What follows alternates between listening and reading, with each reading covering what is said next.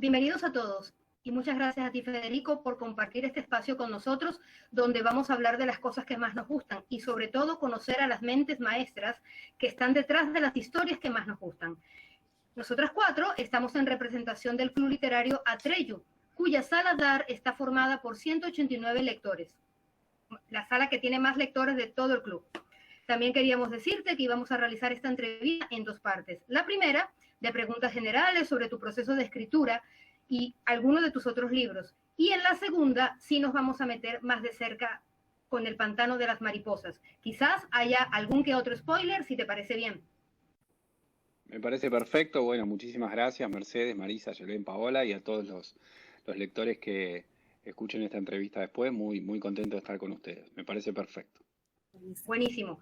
A nuestros seguidores no se preocupen que les vamos a decir dónde pausar el video para que estén atentos por si aún no han leído esta maravillosa historia. Perfecto, Marisa, muchas gracias. Importante alertar para que nadie se lleve un spoiler que no tenga ganas de escuchar y mucho menos sobre el final. Nuestro invitado de hoy, para hacer un pequeño recorrido de su historia, Federico nació en Buenos Aires, es ingeniero de profesión y escritor por vocación, y ya vamos a hablar un poquito de eso para que nos cuentes. Es autor de los libros Benjamín, El Aula 19, El Pantano de las Mariposas, del cual hablaremos un poquito en profundidad, La Última Salida y su más reciente libro, que es Amnesia. ¿Sí? Empecemos un poquito con las preguntas y a lo mejor es algo que te han preguntado 1.000.000 de veces, pero ¿cómo siendo ingeniero saltaste a escribir? ¿Qué te motiva hoy a escribir? ¿Y qué fue lo que te motivó en su momento también a ser escritor? Sí, me lo preguntan bastante y la verdad es que yo me considero escritor antes que ingeniero, porque escribía desde antes de entrar a la universidad, pero lo que pasó en mi caso y lo que le pasa a tantas otras personas que quieren escribir o dedicarse a otras ramas del arte es que sin tener alguna conexión dentro del mercado literario, sin conocer absolutamente nada, la verdad es que la idea de ser escritor cuando era chico me parecía directamente ridícula desde eh, desde un objetivo realista, o sea, de tenerlo como profesión, lo cual habla evidentemente mal de cómo a veces concebimos las cosas. No me puedo culpar demasiado porque era un adolescente, pero, eh, pero en ningún momento se me ocurrió que podía ser posible dedicarme a escribir. Y esa fue la razón por la que elegí una carrera que me gustaba, que era además la de mi padre, y a mí siempre me gustaron la matemática y las ciencias, entonces la disfruté mucho, la carrera, y siempre la entendí como un medio de vida. E incluso dentro de ese periodo de mi vida dejé un poco relegada la literatura. No escribía tanto como en la adolescencia, cuando estuve en la universidad, pero después inmediatamente lo retomé y la verdad que obviamente es lo que más me gusta hacer. Y el mensaje que trato de transmitir siempre que puedo es, ¿por qué si a uno le gusta algo, se pone obstáculos que en verdad no existen, ¿no? Yo fui mi propio obstáculo dentro de mi carrera literaria. Ojalá me hubiera lanzado con mayor fuerza desde un principio. Me gustaría tener una formación literaria, por ejemplo. Eh, pero esa es un poco la razón por la que fui ingeniero y por la que terminé trabajando como ingeniero, por no animarme. O sea, si hay alguien que está escuchando que necesita un poco de fuerza o empuje para convencerse, mi consejo es que lo haga, ¿no? ¿Y a día de hoy estás 100% como escritor o está compartido con la ingeniería? Tengo mis periodos, porque he tenido años sabáticos, varios años, y después vuelvo a trabajar, no necesariamente de ingeniero, pero sí yo siempre me desarrollé dentro del mundo de las telecomunicaciones, dentro de la ingeniería, y eso me abrió puertas a conseguir trabajos en esas áreas. Entonces voy saltando de un periodo a otro. La realidad es que también escribir full time tiene eh, tiene sus contras, es un oficio muy solitario y, este, y la realidad es que particularmente yo cuando me dedico exclusivamente a escribir es como que escribo demasiado rápido para lo que es el mercado. Eh, entonces, la realidad es que para escribir una novela cada 2 años, por ejemplo, o 3, como ha sido mi caso, eh, me queda tiempo para tener otra ocupación. Entonces, mi vida es muy fluctuante en ese sentido y muy eh, imprevisible, y me gusta que así sea. No sé qué voy a estar haciendo el año que viene, si voy a estar escribiendo full time o no, y así me mantengo. Hoy en día estoy trabajando además de escribiendo. Qué bien, qué lindo el mensaje que mandas de simplemente mandarse a hacerlo, porque muchas veces hay que escucharlo de parte de alguien que ya está metido en eso, así que es muy lindo mensaje. Y bueno, otra de las preguntas que también seguramente ya te han hecho muchas veces, pero que es interesante escuchar no solo con los lectores, sino también los escritores que puedan llegar a ver la entrevista, es ¿de dónde sacas vos las ideas para escribir y si tenés alguna rutina fija o si te dejas llevar?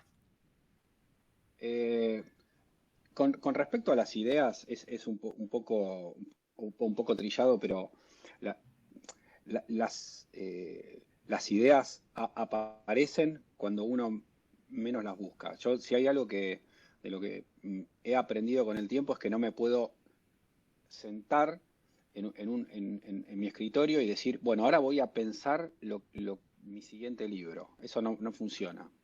Normalmente no pasa nada en ese momento. Entonces, ya sé que dedicar tiempo para pensar, distinto es cuando tengo una trama en proceso y tengo que resolver alguna cuestión. Esos momentos de planificación sí existen dentro del oficio, no es todo escribir. Pero digo, la chispa que da las ideas centrales de los libros o las grandes tramas, esas conviene no buscarlas, por lo menos desde mi opinión. Entonces hay que tener la mente abierta en algunos momentos para que aparezcan. Eh, y en cuanto a la rutina, yo funciono de noche. Es otra de las razones por las cuales también me sirve esto de tener otras ocupaciones, porque me cuesta mucho escribir de día, escribir inmerso en mi diaria. Eh, me cuesta bastante. Entonces normalmente a la noche, después de las 10, 11, 12, normalmente entre la 1 y las 2 de la mañana me voy a dormir, más cerca de las 2 de la mañana, y ese es el horario donde escribo. Son 2 o 3 horas de buena productividad y con eso me basta. O sea, no soy una persona que puede escribir 10 horas por día. Creo que nunca lo pude hacer. Creo que nadie lo puede hacer enfocado durante mucho tiempo, pero eh, es como que a mí me agota la tarea de escribir. Me deja como Sí. con un agotamiento físico. Entonces son 2 horas o 3 y esa es mi rutina. Bien, y Genial. de noche siempre es el silencio, ¿no? Que durante el día, como dijiste, en el día es como que hay ruido, hay gente Sí, funcionando, hay cosas, teléfonos sonando, entonces es como el es tal espacio cual y más... Mm, sí, pero en mi caso particular también, esto es una teoría que tengo, no lo tengo comprobado, pero hay algo en mi cabeza que no sé si es los ritmos, la verdad que no lo sé explicar, si es que mm, tiene alguna explicación, no sé, la luna, algo que hace que mi cabeza funcione mejor o por lo menos de una forma diferente. Me ha pasado claro. muchas veces de un problema que a la mañana o lo veo de una forma o no lo puedo resolver, a la noche se aclara. Y algo muy Mm, curioso y gracioso a la vez es que si bien todo esto uno no lo puede poner por ahí en números tangibles o mm, cuantificar de alguna manera, a mí me gusta bastante jugar al ajedrez y, mm, y la verdad es que cuando juego a la noche juego mucho mejor que durante el día. Y eso es algo sí, que sí, lo veo sí. sistemáticamente Mm, y bueno, es una forma de comprobar que, bueno, estoy más lúcido, sí, estoy sí, mejor, más enfocado. Entonces, creo que ese es sí. otro consejo eh, para yo lo llevo a la literatura, pero Sí, en obviamente cualquier rubro.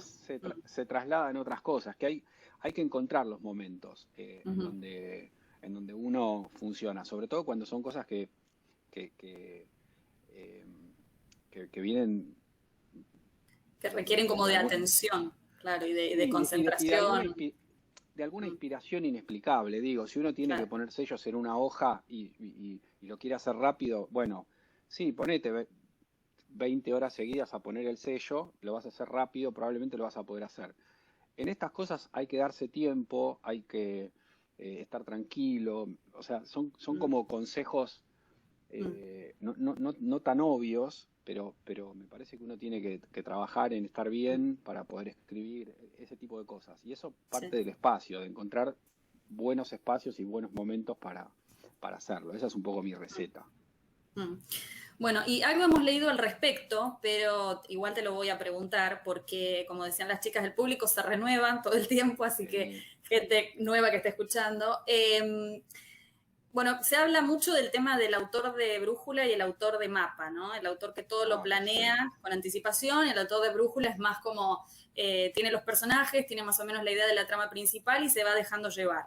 ¿Qué tipo de autor, en cuál de las categorías, digamos, te ubicás? Y bueno, y un poquito si nos querés contar cómo trabajás en ese sentido. Sí, es interesantísima esa discusión. Yo soy definitivamente el que no tiene mapa, el que no planifica, el que se deja llevar, decididamente. Eso no significa que uno no planifique nunca, sí lo hago, pero normalmente son planificaciones de corto plazo, de algunos capítulos hacia adelante con cierto detalle, algunas notas y después al papel directamente. Esa es para el que escribe novelas, saber cuándo es el momento para escribir y para pensar me parece que es el gran aprendizaje. Creo que además depende de cada uno y uno tiene que saber cuándo necesito frenar para pensar y cuándo necesito escribir. Y ni apresurarse, ni tampoco quedarse demasiado sin volcar en el papel. Me han pasado y me pasan las dos cosas. Me ha pasado de estar 3 días que no sé cómo seguir, por ejemplo, y en un momento digo, basta, bueno, sentate, me siento, y es cuestión de sentarse y empezar a escribir párrafos para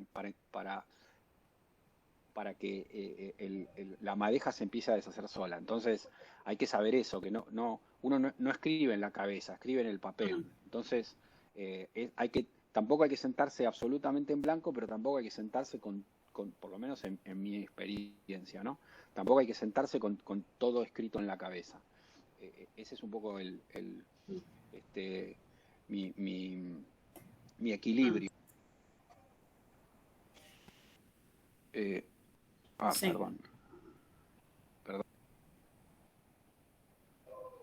Bien, ¿no? No te escucho. Ahora sí. A ver. Ahí me escuchan. Perdón, me entró una. ¿Se me escuchan? Sí, ahora sí. Sí. Perfecto. Me entró una llamada justo. Por suerte no se cortó. Bueno, y con respecto a aquellos autores que planifican la trama con sumo detalle, yo los envidio, la verdad. A mí me encantaría poder hacer un mapa de ruta de mi novela, sé de autores que lo hacen, y después simplemente sentarme y escribirla. A mí no me sale ni cerca eso. Primero lo que creo que me pasaría es que me aburriría tener que escribir una novela que ya está absolutamente toda planificada. Ese es le quitaría un poco la diversión. Y después otra cosa que me pasa es que recién empiezo a entender cómo el modo correcto de comportarse de los personajes cuando llego a las situaciones. Parece mentira, pero es como en la vida, cuando a uno le preguntan cómo actuarías en tal situación y uno tiene que imaginarla, probablemente sea distinto a cuando, si le pasa esa situación, cómo actuaría, ¿no? No sé, un choque, cosas por el estilo. Entonces, a mí lo que me pasa es que necesito llegar con los personajes frescos y a un determinado punto y ver en ese momento cómo procedo. Me cuesta verlo a la distancia. Entonces ya he desistido de hacer esas planificaciones muy a largo plazo. Lo que sí pasa que en mis novelas, la verdad es que la sensación que queda en el lector, o yo espero que así sea, es que no hay un libre, o pareciera no haber un libre albedrío, que hay un propósito. Y eso la verdad que yo lo voy encontrando a medida que escribo, y siempre tengo que volver atrás y reescribir mucho. Por eso la trama final da la sensación de, todo esto estaba pensado. Y la verdad que no estaba todo pensado en mi caso. Es un poco descubrirlo, volver atrás y reescribir. Algunas novelas tienen muchas reescrituras hasta que encuentro la trama. Entonces es un proceso un poco tedioso, porque a veces es escribir una novela y media por ahí, o dos, pero es lo que me sirve a mí. Claro, siempre el primer manuscrito no es el definitivo. Siempre hay no es el definitivo. reescritura, pulida. Me pasa tengo algunos amigos que son los lectores cero de mis novelas, y a veces ellos me dicen, ¿por qué no me pasás lo que tenés? ¿No? Por ejemplo, la novela que estoy escribiendo ahora, ¿por qué no me lo pasás? Así te puedo dar una opinión en el punto que estás. Y la verdad que si yo le paso ahora mi novela a alguien, no entendería absolutamente nada, porque puede aparecer un personaje no sé, en la mitad, de la nada, absolutamente de la nada, que yo tengo que desarrollar antes. Entonces, cuando yo voy escribiendo, a veces surgen esas cuestiones, o personajes que desaparecen, o situaciones así, que yo sé que tengo que volver atrás y corregirla. Entonces, en lugar de volver atrás y corregir eso para no perder el flujo, sigo adelante, tomo nota, y después vuelvo atrás y cambio. Y a veces esos cambios son grandes, la verdad. Entonces, sería imposible leer una novela mía cuando está en el primer manuscrito por esa situación. Bien. Todo lo que estás aportando con estos datos son muy significativos, especialmente para Maru y Ellen, porque ellas también son editoras. Por eso que esta pregunta que a continuación te haré es una de las que más debatimos cuando estábamos planificando la entrevista, porque especialmente para ellas como escritoras, ¿verdad? Porque queríamos saber, porque muchas editoriales prefieren que se use un lenguaje mucho más comercial en sus novelas, sobre todo si las editoriales son de gran altura. Entonces nosotras queríamos saber, mejor dicho, si el no usar ciertos regionalismos argentinos fue una decisión tuya o una decisión más comercial. Bueno, es una buena pregunta. A mí me preguntan bastante también. Un poco se desprende de lo que me dices, es ¿por qué no escribo historias ambientadas en mi país? ¿No? Y la realidad es que la forma en la que yo escribo es la forma en la que escribí siempre. Desde ese momento en donde era un chico que no tenía ningún sueño de publicar porque lo creía directamente imposible. O sea, a ese nivel de imposibilidad llegaba, ni siquiera a la categoría de sueño, porque era directamente pensar algo ridículo. Y en ese momento yo escribía de la forma que escribo hoy. Y ese para mí es, respondiendo puntualmente a la pregunta, no hay, por lo menos en mi caso, jamás ha habido ningún pedido ni ninguna petición de modificar mi forma de escribir. Sí, lo que se hace en algunos casos puede ser en las ediciones de distintos países cambiar algunos regionalismos, ¿no?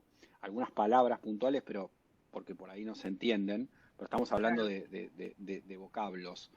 El tono general y el usar el neutro y el no utilizar regionalismos es mi estilo y mi marca.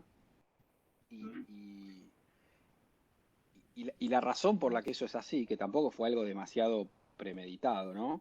Pero yo escribo mis libros ambientados en Estados Unidos. Entonces, la realidad que personajes de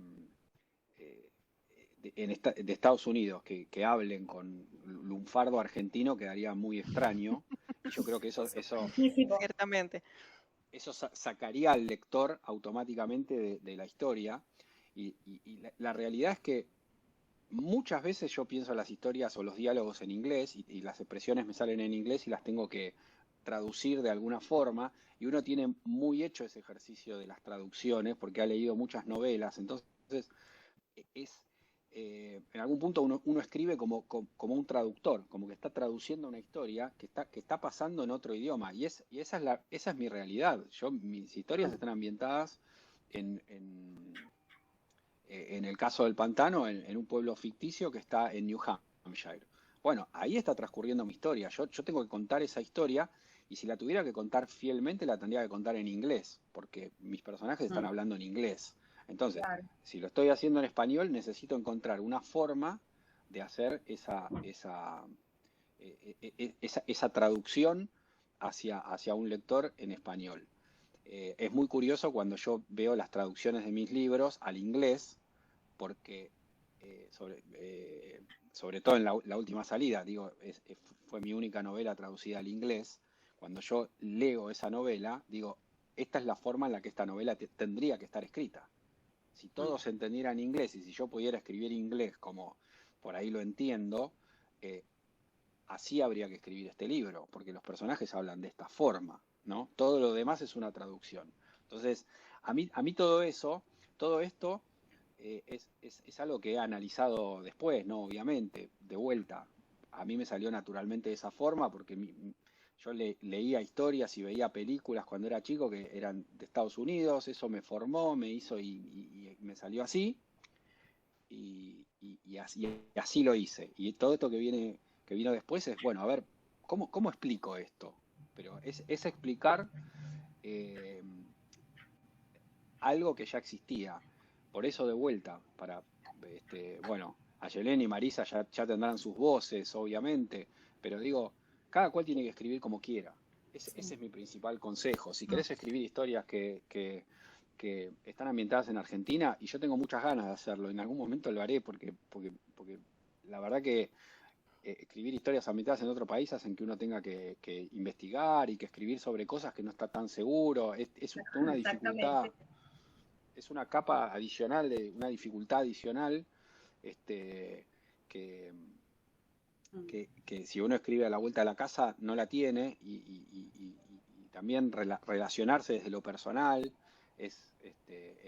lo hace de otra forma. Entonces, pero a lo que voy es, yo creo que por supuesto uno tiene que entender que está inmerso en un mercado, ¿no? Y que si una editorial te da algún lineamiento, uno lo puede aceptar. No significa que por eso sea el fin del mundo, pero tiene que haber un límite, y tiene que ser un límite bastante razonable, y en el fondo uno tiene que escribir lo que quiere. Y esto también vale para las modas, las cosas. Para mí no funciona. Si uno trata de seguir, no, y ahora viene el thriller o la novela romántica o los zombies o lo que sea, y voy a ir por ese lado, para mí no sirve. Porque escribir una novela lleva un montón de tiempo, uno la tiene que querer, tiene que estar orgulloso, tiene que hacer una... Yo la verdad que la forma en la que enfrento las opiniones y las valoraciones de los demás, que las escucho, pero al final del día yo tengo que estar contento con lo que yo escribo. Si eso no pasa, lo que venga de afuera no sé si me va a poder cambiar esa realidad, ni las ventas, ni las nada, entonces ese es un poco la verdad que es un tema súper interesante, y me explayo porque me lo he planteado muchas veces, y al principio me fue muy, muy difícil cuando se empezaron a abrir las posibilidades para publicar. Me era muy difícil aceptar un autor argentino que escribe de esta forma. Uno piensa en autores argentinos y se le vienen Cortázar, o en ese momento, ¿no? Cortázar, Borges, como que uno tenía que ser un autor de ese estilo, ¿no? Que yo casi los pongo además de novelistas, no novelistas, pero digo, además de escritores, los pongo a muchos en categorías de filósofos, un lugar en el que yo no me sentía cómodo, que no era mi lugar. Entonces hay que encontrar el propio lugar y estar contentos en ese lugar, y hacer lo que uno quiere. Y si uno quiere escribir como Borges, o quiere aspirar, está perfecto también. Es absoluto, probablemente no lo consiga, pero es absolutamente válido. Lo más seguro. Es lo más probable. Bien, Pero, y buenísimo. entrando un poquito justamente en la ambientación, y particularmente entrando en el pantano de las mariposas, teníamos precisamente la pregunta, ¿por qué Carnival Falls y de dónde surgió esa idea? Bueno, Carnival Falls, el nombre en sí, recuerdo que yo en mi adolescencia había creado esta ciudad ficticia que se llamaba Carnival Hill, originalmente. Después me enteré, gracias a Google y demás, que existía esa ciudad, así que lo cambié. Es un nombre que sonoramente me gustaba, pero la realidad es que crear una ciudad para mí en su momento fue más sencillo que escribir sobre una ciudad existente, por lo que hablamos antes, ¿no? Era, hoy en día, la verdad que con Google Maps y con todas las herramientas que uno tiene, más la posibilidad de viajar que tuve después, la verdad que podría ambientar en una ciudad existente, y lo he hecho en algunos de mis libros. Pero, de vuelta, a mí no me interesa como autor extranjero hacer un ensayo de lo que es la vida en una ciudad norteamericana. No me parece que yo sea el indicado para hacerlo, no me interesa, y la ciudad simplemente sirve como un telón de fondo para la historia. Entonces no es tan relevante. A mí me gustaba el bosque, me gustaba esa sensación, en el caso del pantano, de una ciudad donde estuvieran, donde se pudieran desarrollar estas relaciones de personajes de los 80 que uno veía en las películas y que también era la propia realidad de esa época, ¿no? Chicos en bicicleta, en la calle, un poco libres, que los padres no le prestaban tanta atención. Entonces, en ese caso la ciudad cumple ese propósito. No hay mucho más que eso. Bien. ¿Y tomaste cosas de elementos de alguna ciudad real o simplemente agarraste lo que tenías en la cabeza? Sí. No, lo que tenía en la cabeza son, de vuelta, uno es lo que leyó, y en mi caso también mucho lo que vi. A mí me influenció mucho el cine. De hecho, quizá mi primer enamoramiento fue a través de las películas, antes incluso que la literatura. A mí me gusta ser bastante visual en mis historias, me llama mucho lo visual. Sí, sí. O sea, en algún momento, o en alguna realidad paralela, me hubiera gustado por ahí ser director de cine y contar una historia visualmente. Entonces, mis historias son mis ciudades son un rompecabezas de las cosas que he visto. No hay algo, sobre todo en ese momento que no había viajado tanto, así que no hay un lugar real que yo dije, bueno, voy a poner esto acá. Es ese bosque que todos hemos visto, o la universidad que todos hemos visto. Creo que también eso ayuda en mi caso, ¿no? Me ayuda, sin ser algo buscado, en la universalidad de mis historias, ¿no? Si yo le tengo que hablar a un lector holandés de, no sé, cómo es un boliche en Argentina, y le tengo que explicar un montón, pues le voy a decir boliche, no va a entender nada de qué le estoy hablando. En cambio, si yo le digo una universidad norteamericana, él se va a imaginar alguna que vio en alguna película en algún momento, y ya está, y no le necesito decir mucho más. Nada, creo que en ese sentido ayuda un poco en la llegada a otros lectores. De vuelta, es algo que se da así, y no debería ser una razón para que uno diga, entonces voy a escribir novelas ambientadas en tal lugar.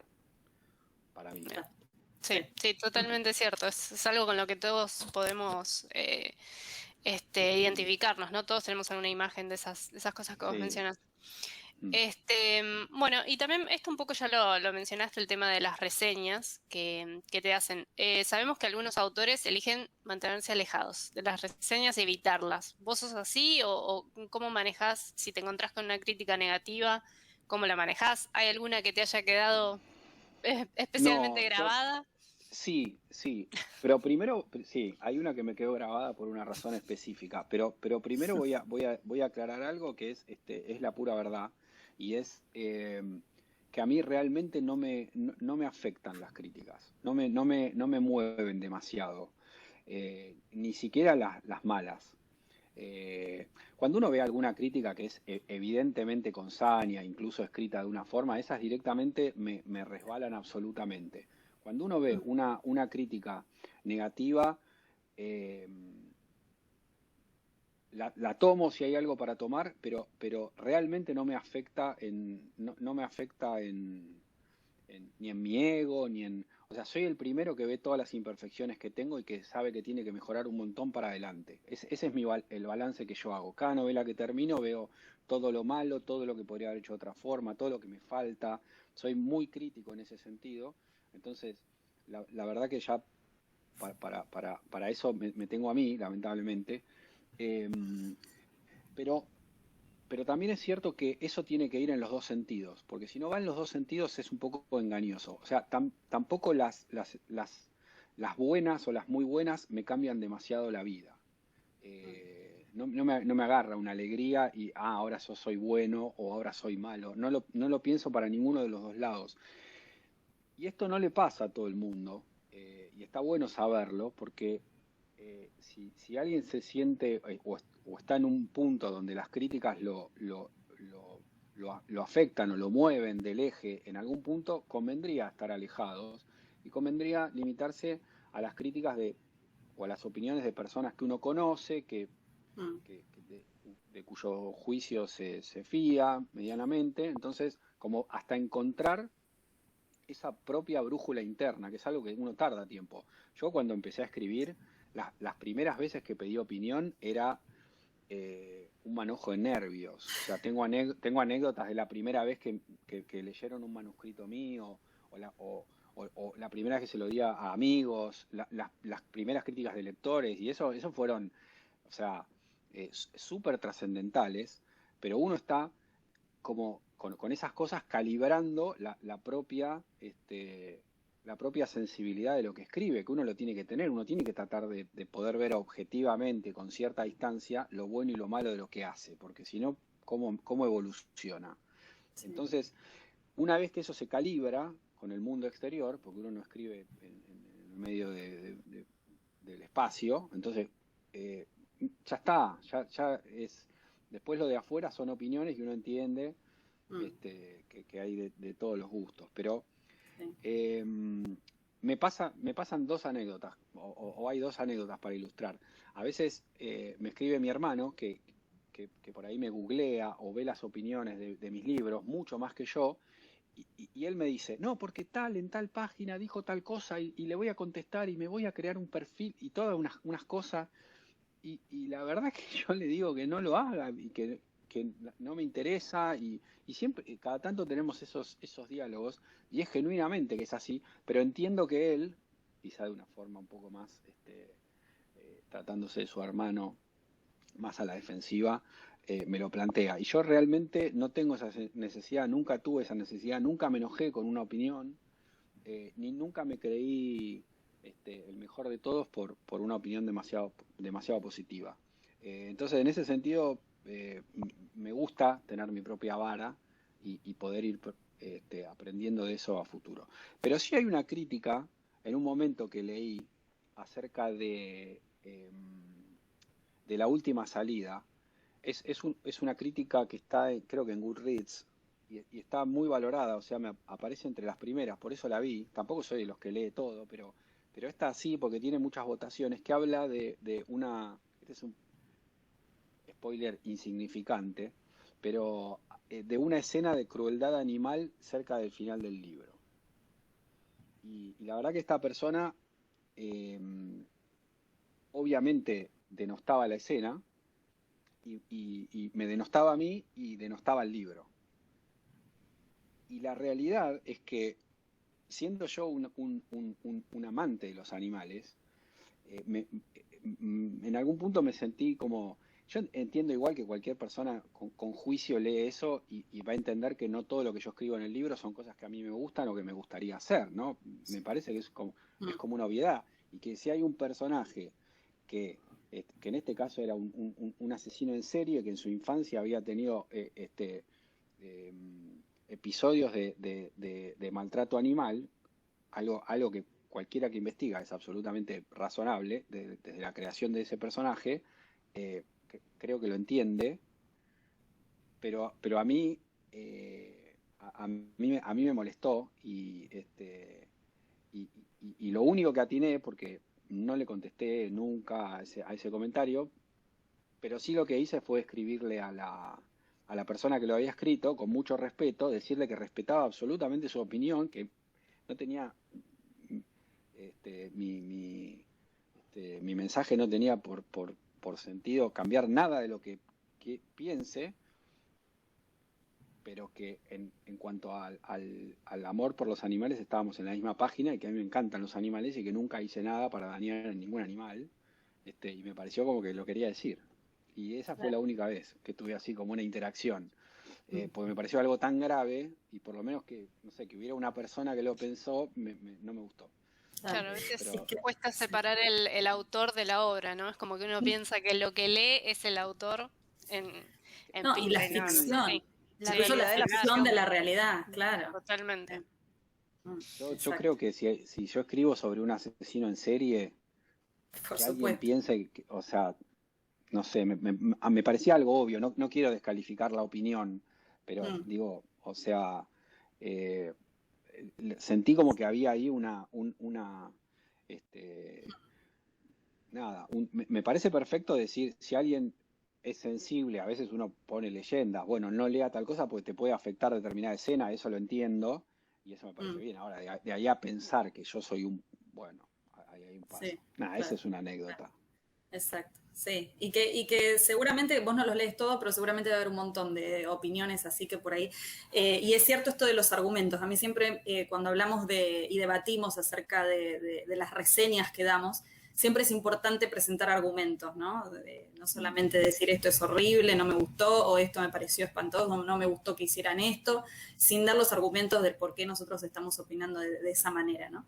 Y está buenísimo Sí, también aprender muchas veces. Si nos dan buenos argumentos, uno aprende de esas reseñas. Cuando eso lo ataque, es como difícil. No, que si alguien dice esta novela es horrible, la verdad, Sí. a mí no me permite mejorar nada. Ahora, si alguien me dice, no sé, tal personaje me pareció poco creíble que hiciera tal cosa, yo lo puedo tranquilamente analizar. incorporar, sí, por supuesto. Por supuesto. Bueno, antes de pasar a hablar del libro en particular, que tenemos muchas ganas de eso, te hago una última pregunta, si estás trabajando en algún proyecto actualmente y si nos podés comentar algo al respecto. Sí, estoy trabajando en una novela que espero terminar a fin de año. Es la novela que más he tardado. Pero bueno, en el medio pasó la pandemia, yo tuve a mi hija, un montón de cosas y además se me ocurrió escribir la novela más larga de todas. Normalmente son novelas largas las mías, sobre todo las primeras. Y acá tenemos un ejemplo, lo voy a atar con lo que me preguntaba Mercedes hace un ratito respecto a las demandas editoriales. Y la verdad que mi agente y mi editorial están caminando por las paredes porque yo voy a escribir una novela larga. O sea, Claro. ya me lo dijeron 70 veces, ya me dijeron, las traducciones son muy difíciles. No es lo mismo traducir una novela de 300 páginas que una de 600.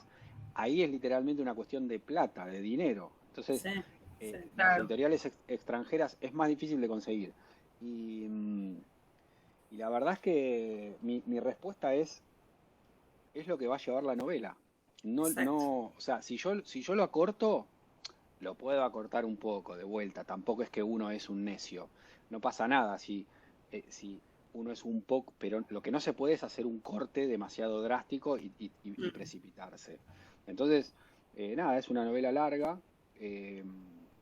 Nosotros, los autores, hablamos de palabras. Por ahí mucho se va a perder, pero yo llevo escritas 100.000 palabras, por ejemplo, que es un poquito menos de lo que tiene Amnesia. Y bueno, me faltan unas 40.000, por ejemplo, más o menos. Claro. Así que estoy en eso. Claro, pero es lo que la historia pide, estoy completamente de acuerdo. Ya sea más corta o más larga, sí. Uno, lo que sí puede hacer, por eso digo que tampoco uno tiene que ser un necio y escuchar. Lo que uno sí puede hacer es decir, bueno, la próxima novela que escriba, donde uno tendrá si tiene la suerte de tener 3 o 4 tramas para elegir, bueno, elegí la que en tu cabeza pensás que es la más corta. Si es que querés escribir una novela corta. Si tenés muchas ganas de escribir una novela larga, porque a veces las novelas piden pista. Claro. Uno está escribiendo y está pensando en la otra ya, y ya quiere, y bueno, cuando estás así, no cambies mucho, porque no te lo vas a poder sacar de la cabeza.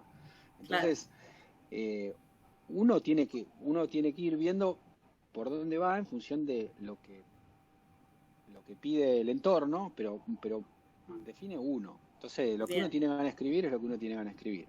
Perfecto. Bueno, ahora sí les avisamos a todas las personas que nos estén viendo que si no leyeron El pantano de las mariposas, que lo tengo acá, que bueno, que ya corten el video en este momento porque nos vamos a meter en las entrañas de este libro. Y bueno, por ahí surge algún spoiler, así que bueno, a todos ellos que paren el video aquí y luego cuando lo lean regresen para, bueno, quitarse algunas dudas o conocer algunas curiosidades de las que les vamos a preguntar ahora a Federico. Bien, Merced.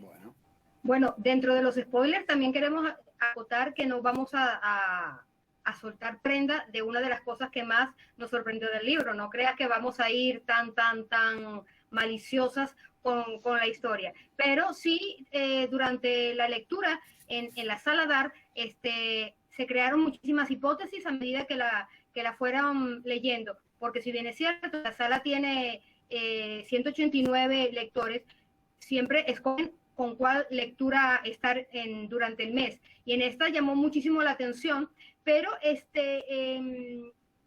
aunque posteriormente se crearon otra serie de dudas. ¿Por qué? Porque también lo debatimos nosotras, porque este es uno de tus libros donde es más suave, no es tan oscuro, no es tan dark quizás, y eso nos llamó mucho la atención, especialmente por la denominación de thriller psicológico que le dieron. ¿Estuviste de acuerdo con esa denominación? No, de hecho no estoy de acuerdo con que sea un thriller psicológico. Yo la verdad que no entiendo mucho de denominaciones ni de límites, de dónde empieza una cosa y termina la otra. Creo que esto no es un thriller psicológico, como es La última salida o Amnesia, que son mis siguientes novelas.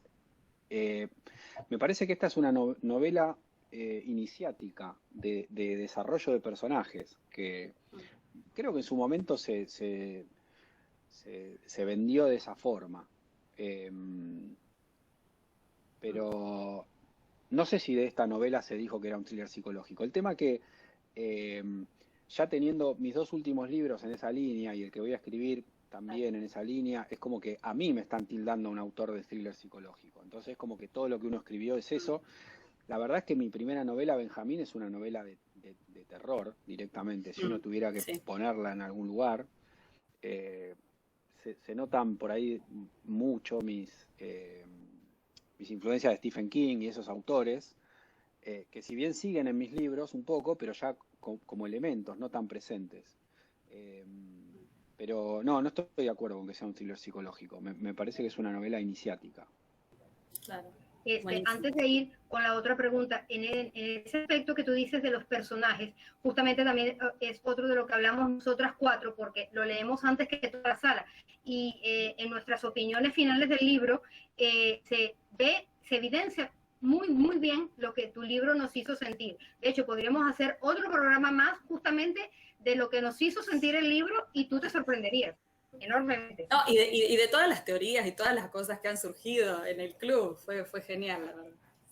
Sí, bueno, ojalá no me sorprenda demasiado si las escucho, porque sería raro, pero no conozca tanto mi libro, pero me encanta. Sí, la verdad que si hay algo que a mí me gusta de ese libro en particular es que cuando uno lo cierra se presta muchísimo para hablar un montón de cosas, más que durante la trama. Y dan ganas de volver a leerlo de nuevo también. Para ver. Volver a leerlo. Sí, tal cual. Bien. Muy bien, Pau. Bien, la siguiente pregunta es sobre el título, ¿no? El pantano de las mariposas tiene algo de importancia y relevancia dentro de la trama, pero no es la línea argumental principal, ¿no? Entonces, una de las cosas, esto fue algo que también debatimos, de todo lo que, el simbolismo que podía estar detrás, sobre todo por el personaje principal. Entonces, queríamos saber si de ahí es donde provino esa idea principal de llamarlo el pantano de las mariposas. La historia de este título es probablemente la mejor historia de título que yo tengo de mis libros. O sea, de todas las que tengo, que no me considero un autor que ponga títulos brillantes, la verdad, pero de este me siento particularmente orgulloso, y la forma en la que surgió un poco tiene que ver con lo que hablábamos antes de esas cosas que aparecen a lo largo de la trama. Esta historia, cuando yo la escribí, se llamaba Presunción. Era el nombre original de la novela. ¿Por qué me gustaba eso? Bueno, porque había algunas presunciones con respecto a la madre, a la muerte de la madre, y yo pensaba que el lector lo iba, cuando se planteara durante la lectura, ¿por qué se llama Presunción este libro? Iba a venir por ese lado, ¿no? Hay ciertas presunciones.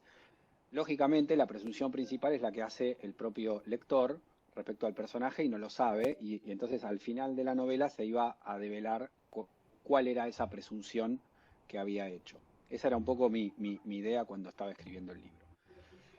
Pero me encontraba más o menos por un tercio de la trama, cuando los tres personajes tienen que empezar a congeniar entre sí, cuando aparece Miranda en el pueblo y tienen la primera salida, que van a hacer una excursión en el bosque, y Sam y Billy le muestran un poco a ella el bosque, y en realidad el objetivo de ese capítulo era que los tres empezaran a interrelacionarse entre sí, ¿no? Ese era lo que yo sabía que tenía que suceder. Para que los personajes se hagan queribles y los entendamos, los tenemos que ver un poco en acción. Entonces, era un capítulo que no tenía más que ese fin. Entonces dije, bueno, que hagan una excursión en el bosque y que vayan a determinado lugar. Eso es todo lo que yo tenía en mi cabeza cuando me senté a escribir la excursión del bosque. No sabía ni a dónde iban a ir, ni qué les iba a pasar en el medio. Me imaginaba que iban a ver algún animal, pero no sabía bien qué.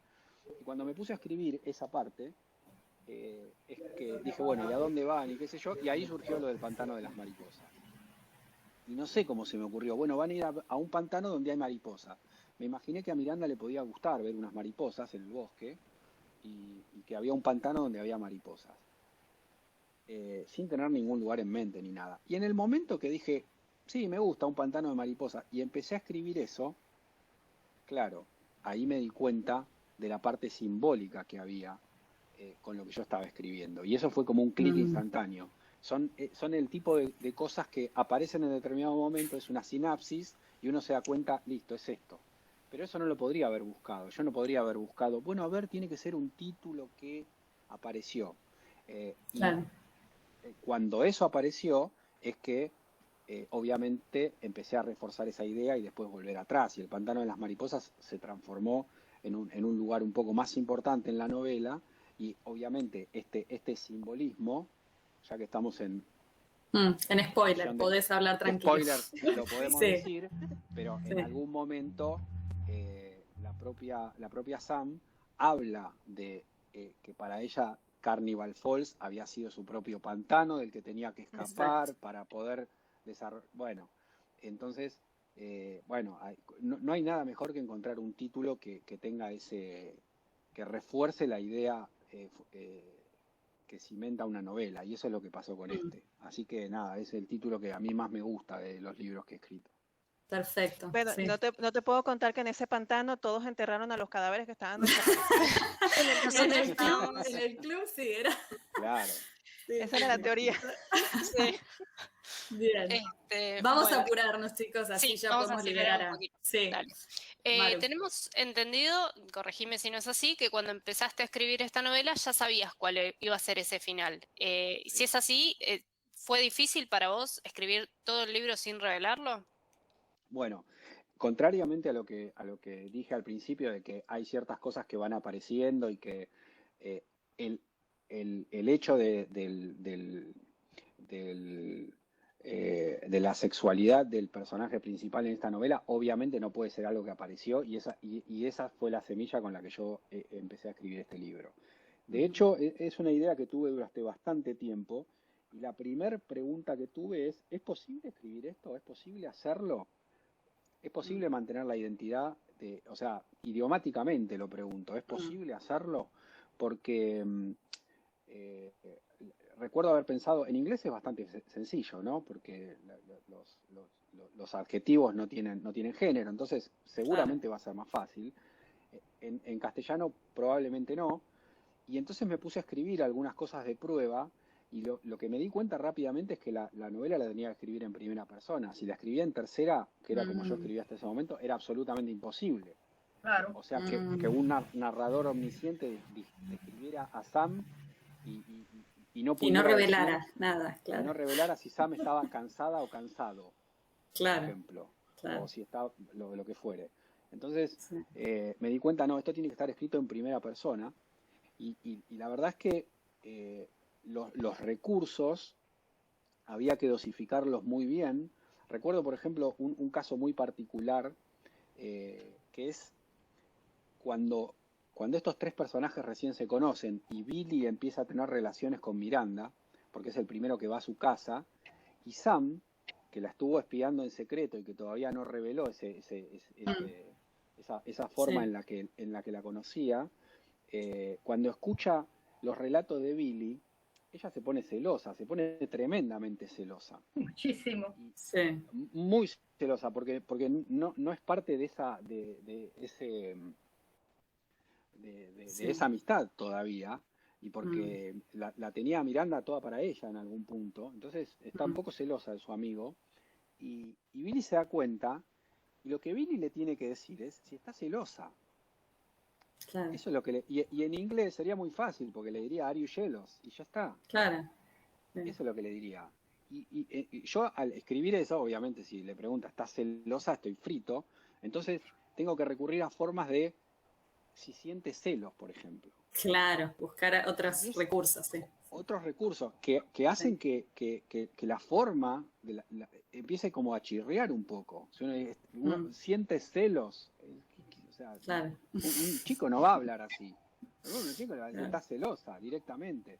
Entonces, esos problemas eran constantes, era página Claro. tras página problemas de ese tipo. Entonces, a veces tenía que sacar escenas porque no las podía escribir, y tenía que encontrar la forma de escribir lo mismo, o con sutil o con acciones, para poder describir lo mismo, y que la prosa no quedara cartonada. El mejor Claro. elogio que yo recibo del Pantano de las Mariposas es cuando me dicen, la prosa está linda, está bien, Está es muy bueno. agradable. Para mí es muy bueno, sí.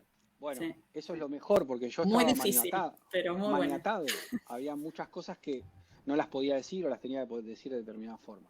Pero sí, claramente fue como el principal Difícil. desafío, ¿no? De Claro. escribir el Un libro. reto. Una vez que me di cuenta Un que se reto. podía, que hice esas pruebas, esos test, y dije, bueno, creo que se puede, y ahí me lancé, y esa novela fue súper divertida porque no lo podía, o sea, era el miedo de decir, ¿y si en un momento no puedo seguir con esto? Porque, o sea, ¿hasta cuándo se puede esconder sin contar? Claro. Voy a tener que contar un montón de cosas, un montón de escenas que son súper súper trascendentales. No sé, recuerdo, por ejemplo, cuando están Miranda y Sam en la casa del árbol, por ejemplo, en donde básicamente ella le pregunta si gusta de ella. Tienen una relación, o sea, Miranda se está dando cuenta que Sam gusta de ella, siendo una chica, y ella no lo termina de entender, pero ya es como que y ella le lleva la caja de música como para impresionarla. Digo, ¿cómo hago para contar todo eso sin estar contando nada? Porque Claro. yo estoy haciendo una historia de amor ahí. Claro. Y si el lector está pensando que son dos amigas que están arriba del árbol hablando de no sé qué otra cosa, es muy difícil, porque el sentido es que cuando uno vuelva a leer esa escena, entienda perfectamente de qué estoy hablando. Cuando Claro. cuando Sam le dice a Miranda, ya cuando son adultas, en un pasaje del libro, haberte conocido a vos fue lo más importante que me pasó en la vida, porque como yo me enamoré de vos antes de lo que me pasó con Orson, yo estoy seguro de lo que siento. Ese mensaje Claro. Ese mensaje no tiene absolutamente ningún sentido en la trama cuando uno no sabe la verdad, pero cuando uno sabe la verdad, ella lo que le está diciendo es, si yo me hubiera enamorado de una mujer después de lo que me hizo este tipo, yo siempre hubiese tenido la duda de hasta dónde me marcó ese hecho.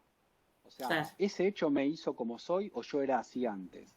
Entonces, como ella se enamoró de Miranda cuando no le había pasado lo de Orson, ella sabe en el fondo, genuinamente, quién es. Claro. Y ese mensaje solo se entiende cuando uno entiende el final, pero ese Claro. diálogo no termina de tener sentido y uno tiene que hacerlo tener sentido. Ese era mi desafío, que la trama tuviera lógica en la realidad donde Samantha es un chico y que el lector no Claro. se diera cuenta que ¿qué es esto que estoy leyendo que no tiene sentido? Tiene que tener algún Claro. sentido. Ahora, el verdadero sentido y el que tiene mucho más sentido es cuando uno sabe el final. Cuando uno sabe el final, esas escenas son mucho más reveladoras. Sí, es cierto. Totalmente. Sí. 100%. Bien, chicas, no sé si nos queda mucho tiempo para las preguntas que nos quedan. ¿Quieren Hacemos... vamos a la de Pau? O... Sí, Esa sí. quedaría buenísimo porque me gustaría saber qué personaje va a escoger. Sí. Bien, bueno, Dale. vamos a esa entonces. Bien, quisiéramos saber si es posible que uno de tus personajes existiera en la vida real, ¿a cuál escogerías y por qué? A mí en todas las...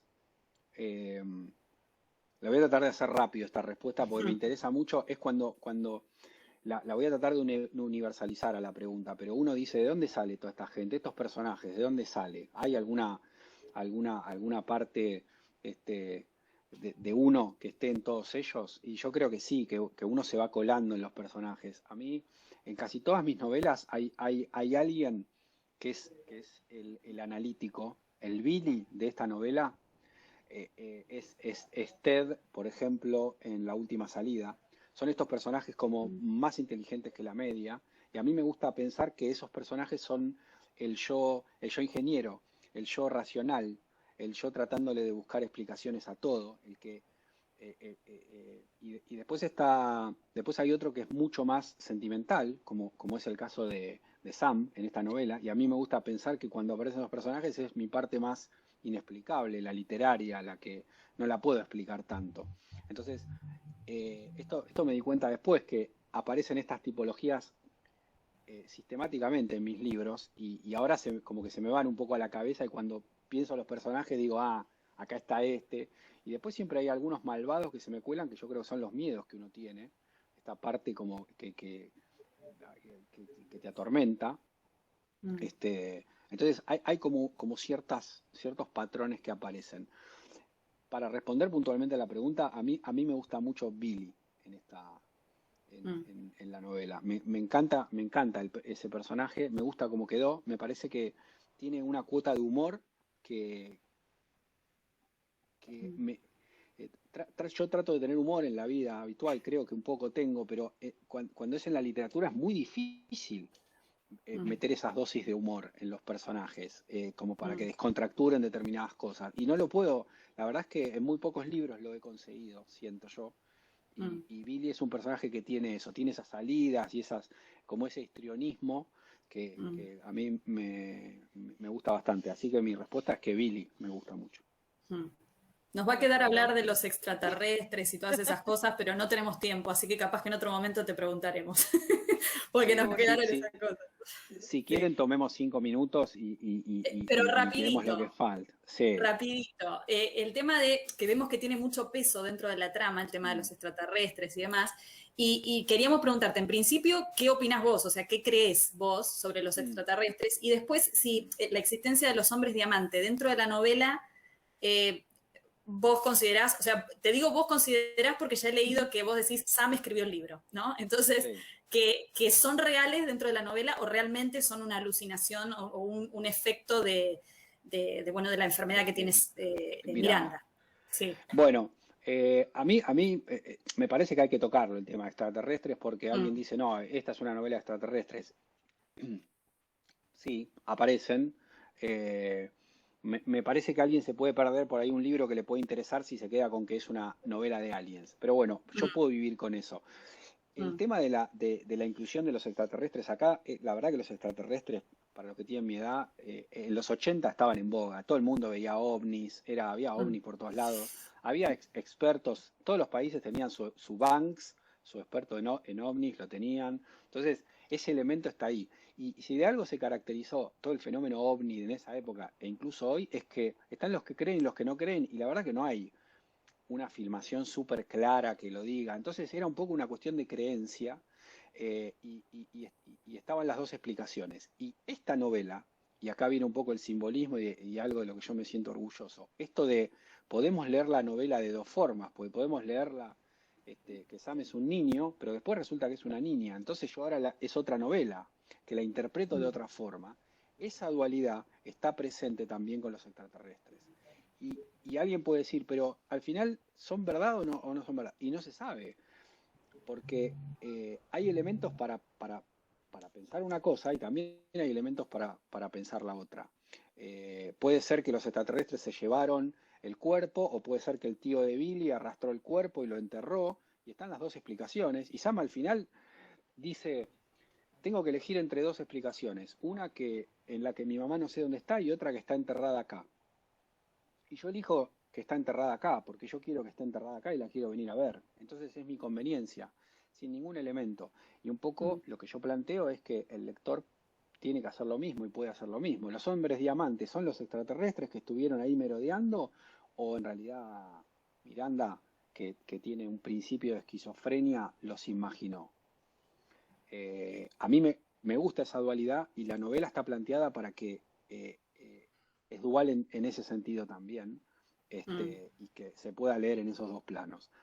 Siempre que a mí me preguntan, así me ponen la espada contra la espada contra la pared y me dicen, pero sí o no. Yo soy de los que quiero creer que quizá existen. Bueno, ahora sí. Para despedirnos nos gustaría que le dejaras a todos los que te están escuchando y sobre todo a aquellos que son integrantes del Club Literario Atreyu que leyeron tu libro junto con nosotros en la Sala DAR, que les dejes un mensaje final. Bueno, primero que nada, muchísimas gracias por leer mi libro. Es que uno diga que ha aprendido a aprender o a lidiar con las opiniones y a que tenga una especie de escudo protector, no significa que el hecho de que otra persona lea algo que uno escribió y que sea durante tanto tiempo no me movilice de una forma casi difícil de procesar. Yo, sinceramente, a veces me detengo y pienso, wow, quizás alguien ahora está leyendo algún libro mío en algún momento y lo está disfrutando sentado como yo leo mis libros. Y eso es algo que me vuela la cabeza, y es algo a lo que no me quiero acostumbrar nunca. No me quiero acostumbrar a, sí, hay gente que me lee, quiero que me siga maravillando todos los días, y de hecho lo hace, porque de vuelta, vengo de un lugar, cuando empecé a escribir, donde era impensado hacer esto, absolutamente impensado. Y el haber llegado a lectores, en este caso una sala donde hay un montón de gente discutiendo algo que yo escribí en un momento, directamente me vuela la cabeza. No lo puedo terminar de procesar, no lo voy a terminar de procesar, y no voy a dejar nunca de mostrar gratitud por eso. Así que muchas gracias. Excelente. Bueno, queremos agradecerles a todos por habernos acompañado. Esperamos que lo hayan disfrutado y no se olviden de suscribirse al canal y de activar la campanita, así no se pierden ninguna de las futuras entrevistas que vamos a estar subiendo. Y Federico, nuevamente, muchísimas gracias por este tiempo para compartir con nosotros. No, muchísimas gracias a ustedes. Les mando un saludo muy grande. Gracias y chao a todos.